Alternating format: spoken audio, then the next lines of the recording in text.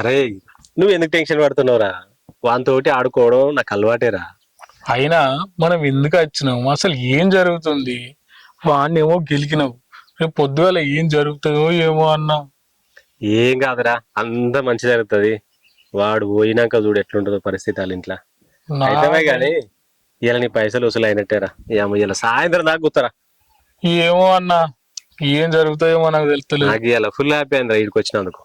నీ వల్లనేరా ఇదంతా. Thank you. నాకైతే టెన్షన్ ఉంది అన్న. థ్యాంక్ యూ రా, థ్యాంక్ యూ. నీ ట్యాంక్ నీ ఏమో. డబ్బులు వచ్చాయి, పక్కా వస్తాయి ఇక. సాయంత్రం దాకా ఇన్నే ఉందాం.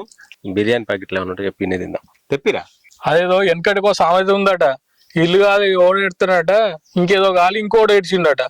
నాకే పైసలు లేక నిన్ను పట్టుకొస్తే బిర్యానీ లేడికెళ్ళి ఇమ్మంటావు అన్న.